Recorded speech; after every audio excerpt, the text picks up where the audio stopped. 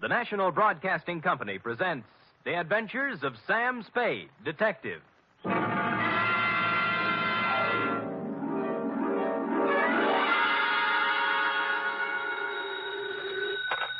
Spade Detective Agency? Me, sweetheart. Oh, Sam.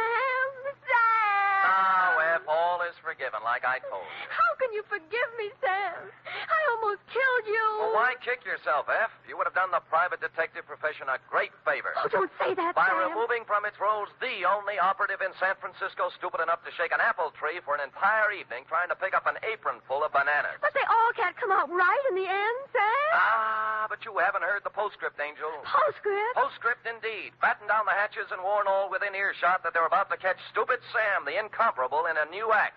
For during the next 29 minutes and 30 seconds, I shall don the mantle of Don Quixote, shoulder my battered lance, and tilt at windmills in an object lesson to the gullible entitled The Spanish Prisoner Caper.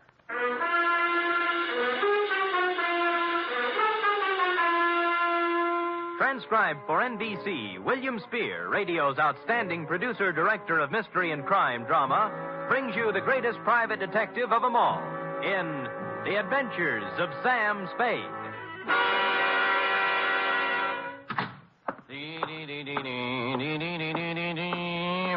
Effie? Yep. Sam, I don't know what... Oh, now, there, Angel. Don't cry, little girl. Don't cry. I'm so stupid. You might have been... Hush. Yes. We'll have no more of it here. But... Not a word, not a word. Book, pencil. Yes, sir.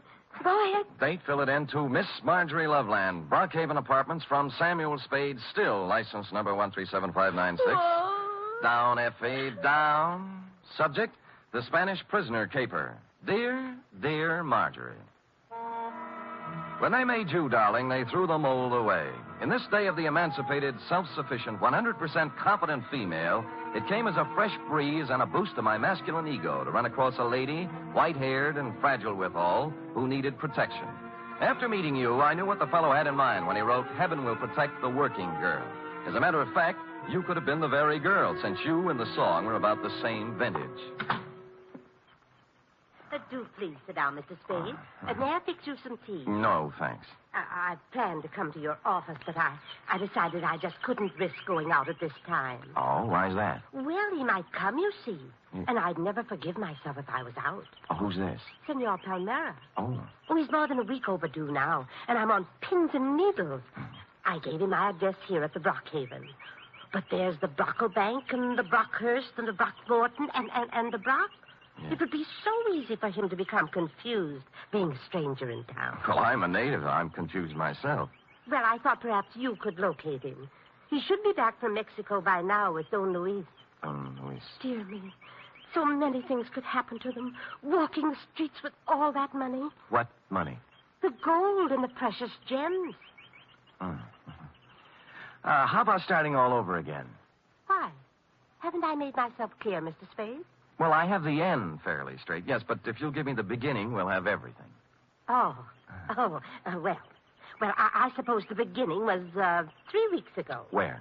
In the lobby of the Grand Hotel for Women. I see. I was staying there temporarily while I was waiting for this apartment, you see. Mm-hmm, so? So, the day I got word I could move here, I packed up and had them take my things out to the taxi. Then I went to the desk and got my money from the vault. Oh, how much? $840. Cash? Yes, in bills. My annuity money had just come from the East. Well, I just put the bills in my purse and was starting out the door when it happened. Mm-hmm. This voice came over my shoulder. A soft Latin voice saying, Senorita, I come to you on a matter of terrible urgency. And lo and behold, it was Senor Palmera. How did you know? Oh, I have a feeling for those things. Go ahead. Well, his uncle, Don Luis Alvaro, was in terrible trouble, he said. In prison in Mexico City on some sort of trumped-up political charge. Ah, and the family, though noble, was financially impoverished.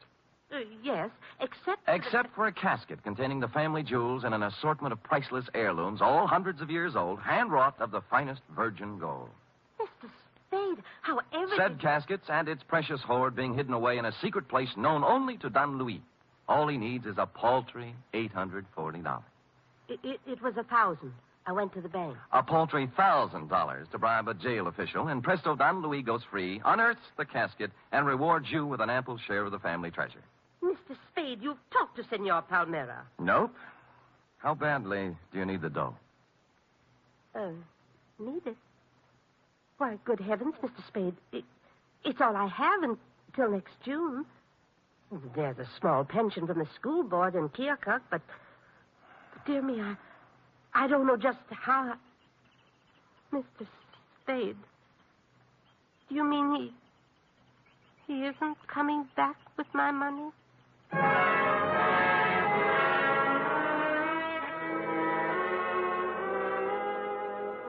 The truth of the matter, Marjorie, was that you'd fallen for the Spanish prisoner's swindle.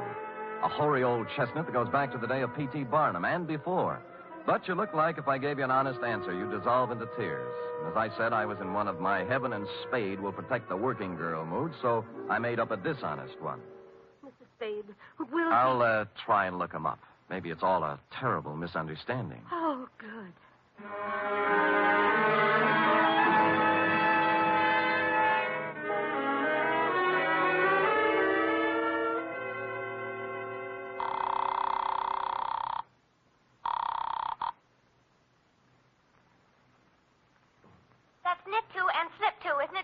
Effie? Free?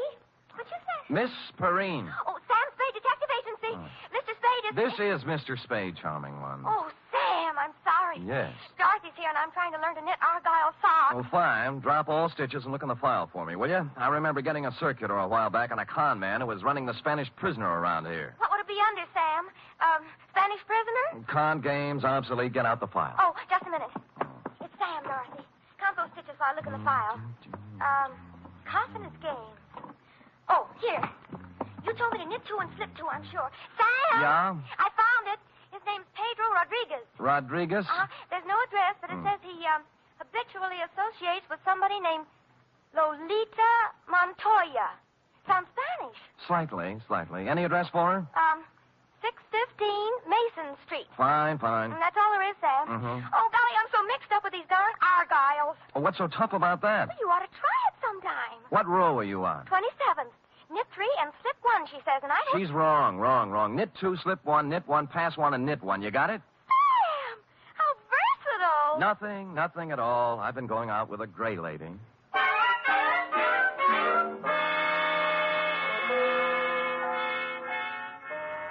615 Mason Street was a very large apartment building with the usual brass plate in the entry listing the inhabitants, among which I was happy to note was Lolita Montoya, apartment 408. I picked up the house phone and pressed the button. Yeah? Telegram for Lolita Montoya. Lolita isn't here. Lolita? My Lolita? Who is calling? Just a telegram, Pop.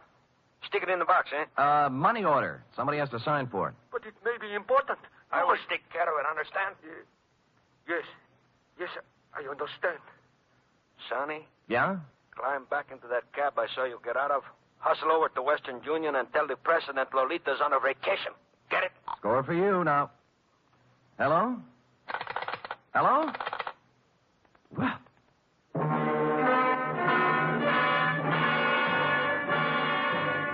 Nothing daunted, I punched a few bells until one of the less suspicious tenants gave me the front door buzz, walked in, and took the automatic elevator to the fourth floor. Or I should say toward the fourth floor, since halfway between the third and fourth, she quit cold. The elevator, that is, but there are devices for such things. I pushed the button marked emergency, and it took me only 50 minutes to get out, assisted by the janitor, the manager, and 12 tenants. The doors on the fourth floor, it seemed, had been carelessly pried open and held that way by a magazine carelessly stuck in the crack. Continuing my stealthy approach to 408, I found my man and his pal had somehow sensed I was coming and run off without stopping to close the door. The apartment was filled with cigarette smoke and not much else, a bed, an empty dresser, and a table on which were one pot half full of foul black coffee, a little pointed gadget that looked like a nut pick, and a handful of metal shavings. I was contemplating what connection, if any, this had with your missing $1,000 when... Yeah? This is Stuyvesant, Pedro. I just wanted to inquire how everything is coming along, if at all. See, great. How much? Well, there's $1,000.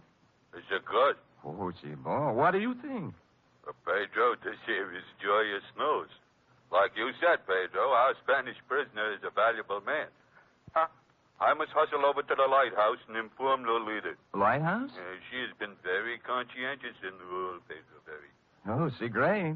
It's not every girl who would sell out her grandfather so readily, Pedro. Nope. We must not take Lolita for granted. I will give it a new rumble, and we'll see her tonight at Simplex. Right? See, right. Au revoir, Pedro. Au revoir? What au revoir? Hooray, Stivey.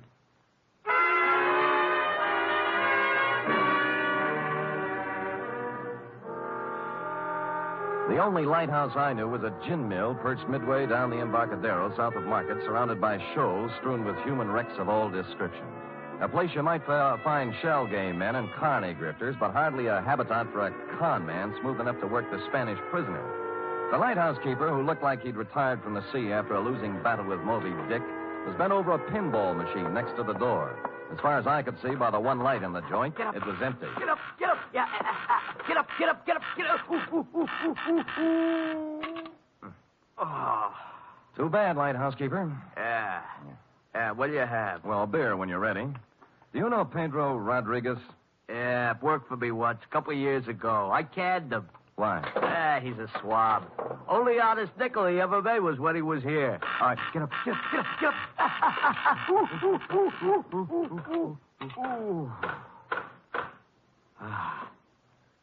Thanks.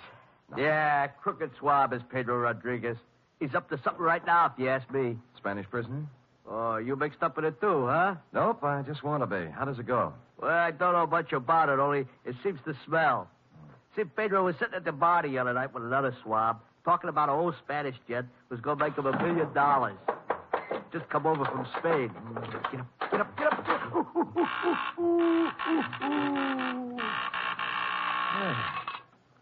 Nice shot. Body English, pure and simple. Yeah, so what about the Spanish gent? Well, I didn't hear no more about that. Hey, I tell you what you do. You ask Lolita about it. Anything Pedro is mixed up in, she generally knows about. Good. Where do I find Lolita? Let's see. I ain't sure whether it's the third or the fourth. Third or fourth what? The booth from the back there. Oh. She's been sitting there all night writing letters. You better be careful, though. She got an awful temper. Thanks, lighthouse keeper. How about the beer? Sure. Hey, Larry, draw one.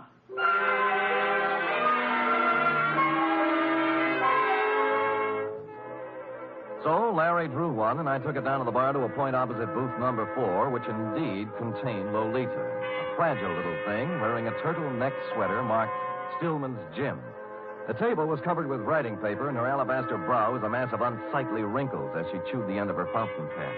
I'd no sooner settled down when the front door opened, and what appeared to be the reincarnation of Gargantua the gorilla, only with clothes, steamed down the aisle and slid in next to Lolita, who was not alarmed at all. Lolita, I bear tidings. Listen to this. I am making progress. Grandfather dear, you cannot know how dire is the peril into which I have been thrust. Okay? Possibilities. Or maybe, Grandfather beloved. As I take up my pen in hand, I am overcome with fear. Things look very black indeed. I have fallen into the clutches of a... Stuyvesant, what are you grinning at? I have just conversed with Pedro on the telephone. We are in. Really? Yeah. Hey, you mean no more letters? No more. Pedro is exulted. He says that... What's the matter? Are we interfering with your train of thought, Buster? No. Go right ahead. I'll just sit here and drink my beer. Wait a minute. Now, look, George, there is plenty of bar down near the front door. Leave him be, Lolita. He's just a schmuck. I'm not so sure. He's got an honest look about him I do not like. What is on your mind, George? Pedro. Pedro, huh? Yeah, he's getting careless. Shortchanged a friend of mine $1,000. How does this figure? This man is subtle, Stivey. Yeah. You are anxious to put the bite on Pedro for $1,000, right? Huh? That is, unless Pedro wants to take a 5-year rap, it's up to him. 5-year rap for what? Stupidity.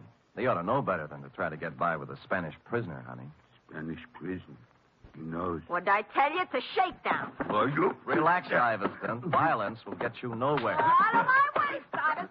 I'll show this tin horn. Lay off, Lolita, not the I gun. said get out of my way. You better let me have it, baby. Lolita, temper.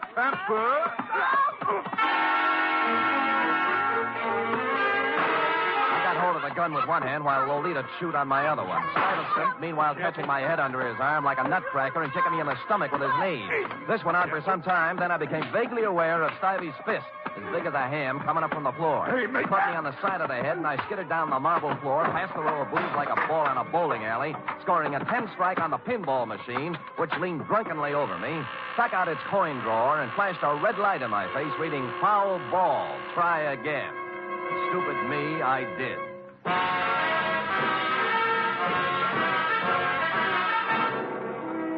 You are listening to the weekly adventure of radio's most famous detective, Sam Spade.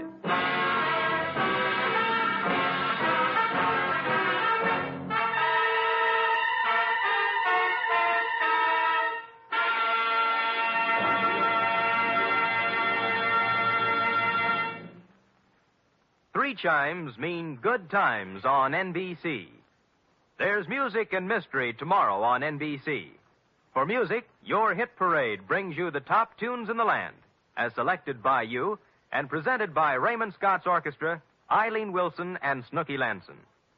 For mystery, Herbert Marshall stars as the Man Called X, an intrepid adventurer in international intrigue who travels to all corners of the world. Wherever there is danger, romance, and mystery, there you will find the Man Called X.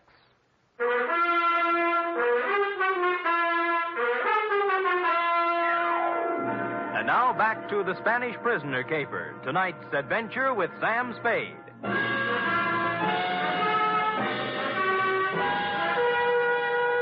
I came to with my head jammed between the brass rail and the bar next to what proved to be the lighthouse keeper's left shoe, parked as always in front of the pinball machine. Larry, that's up front. Oh. All right, get up. Get up.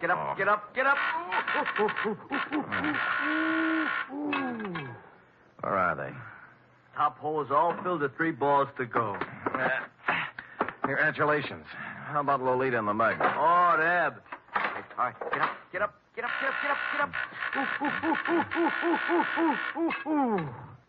Oh, Deb? Took off, blast them. I had 780,000 points run up, and they had to go and throw you at the machine, cause a tilt. And Larry!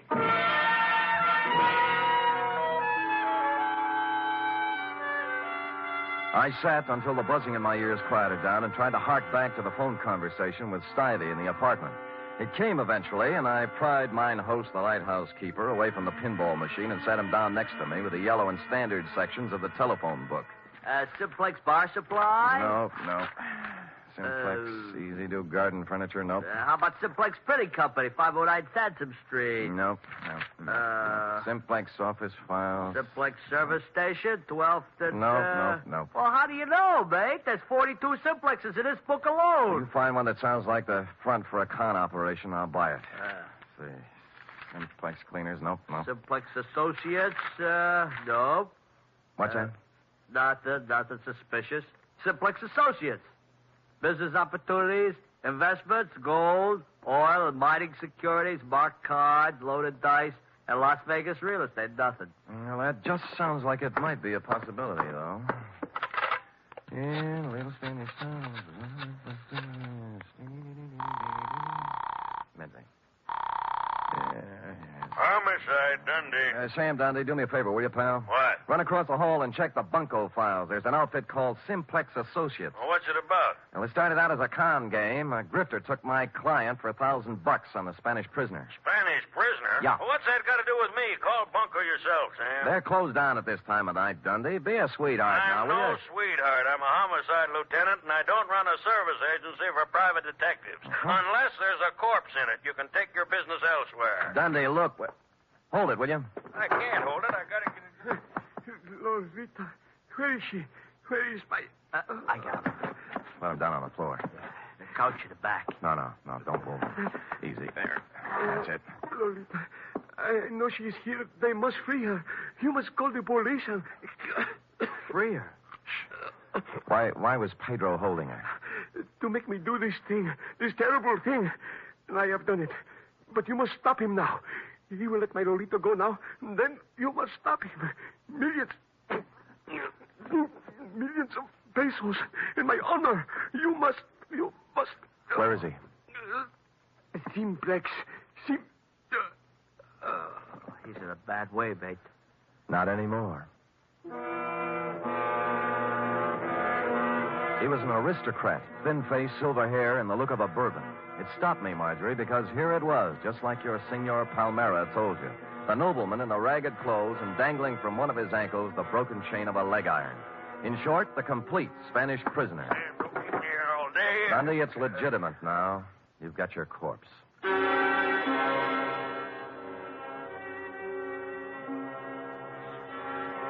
There was nothing on him to indicate who he was or where he came from, but I had a feeling I'd seen him before. After making the lighthouse keeper promise me he'd lay off the pinball game until Dundee arrived, I took off for my office on a very practical errand. Sam! Oh, Sam! Oh, what are you doing? Buckling on my .45, sweetheart. If I had a light tank and a bazooka, I'd take them, too. Oh, Sam, your face is I all... know, sweetheart. Oh, Sam. About the Spanish prison? Well, there's a real Spanish prisoner in this one, F. He's dead now, by the way, and from the cheap grift of $1,000 from a poor retired school teacher. We're now up in the $1 million bracket. They got a murderous ex-Corrine playing like she's been kidnapped and writing extortion notes to her grandpa, and a mug who looks like a monkey's nightmare, and nut picks and metal shavings, and someplace or somebody named Simplex, not to mention... Oh, Sam, stop it. It's all my fault. I was so mixed up with the Argyles. What have the Argyles got to do with it? When you called about the file, the circular on the confidence man. Yeah? I was looking under Kong under the C's, but I got out the one next to it by mistake. No. Yes. The one marked counterfeiters. Only then did I remember where I'd seen the old man before. The paper was still on my desk, and his picture was still on the front page over an article that ran something like this. Search on for ex-Spanish Treasury official. Police today were still without definite leads in the search for Ramon Montoya, former chief engraver of the Spanish Mint. Montoya, who arrived in San Francisco 3 weeks ago to visit his granddaughter, vanished from his hotel room shortly after checking in, etc., etc., etc. Yes, Sam? Call Lieutenant Dundee at the lighthouse on the Embarcadero. Also call the Treasury Department. Tell them both Pedro Rodriguez and his two assistants are even now busily running off currency from plates engraved by Ramon Montoya at the Simplex Printing Company, 509 Sansom Street. Yes, sir.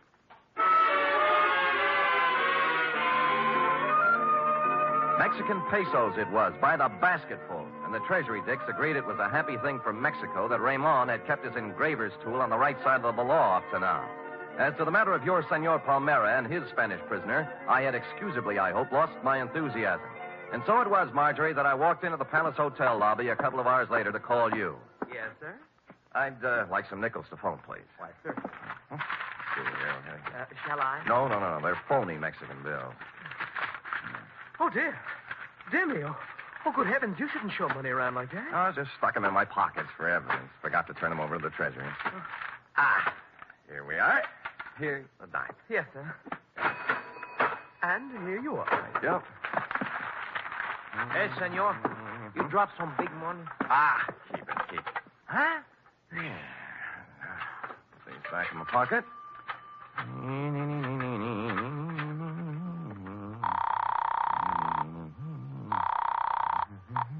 Excuse me, please, senor.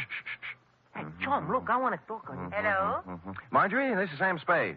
Look, senor, I got to talk Oh, to you. Mr. Spade, did you find him? I'm sorry, Marjorie. I beg your pardon, senor. Just a minute, Marge. Look, buddy, you can have the phone in a minute. Now, will you relax?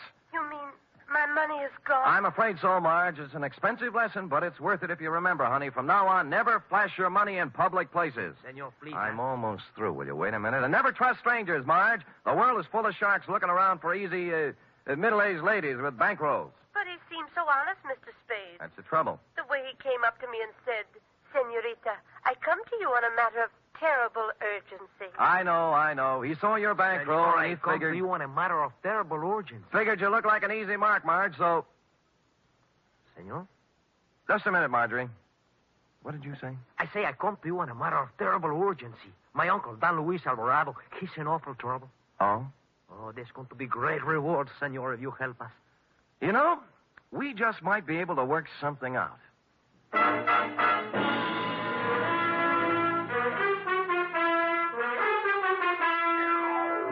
Well, Marjorie, he had $1,358, from which I deducted your $1,000 enclosed herewith, plus $58 representing my standard retainer. Period. End of report. Oh, it must be awful to be gullible like that. Dear, sweet little soul. Yes? Imagine her falling for a transparent swindle like that. You know, that's one thing I've learned from you, Sam. Oh? I have my savings in a real good, solid thing. What's that? An avocado mine. An avocado mine? Where? In Nome. That's in Alaska, you know. Mm-hmm.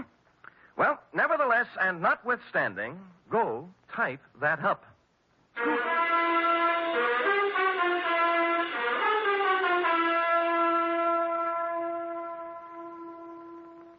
Three chimes mean good times on NBC. For something new about the Army, hear the Phil Regan Show every Sunday on NBC. Coming from a different service base every week, Phil Regan brings you songs and fun and brings prizes to talented GIs. It's an exciting newcomer in your Sunday chime lineup on NBC. And Sunday also means Cary Grant and Betsy Drake as Mr. and Mrs. Blandings.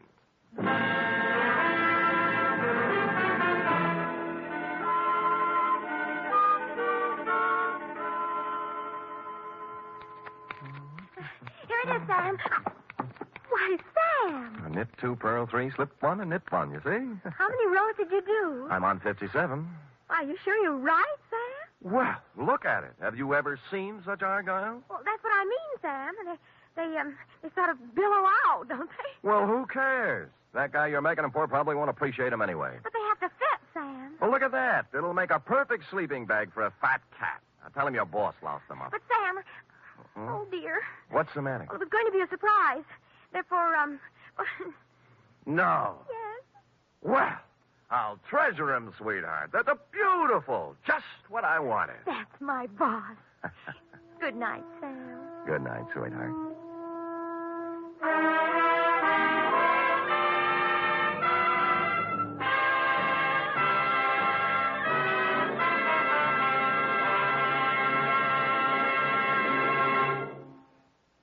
Tonight's transcribed adventure of Sam Spade was produced, edited, and directed by William Spear.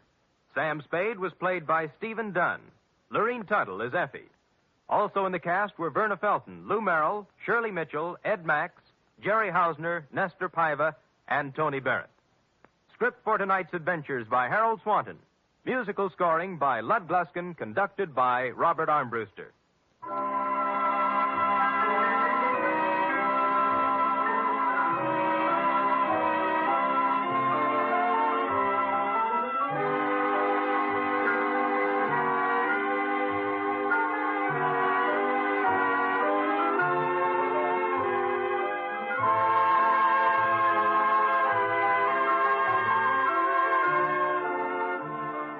Join us again next week, same time, for another adventure with Sam Spade. For more mystery excitement tomorrow, it's The Man Called X on NBC.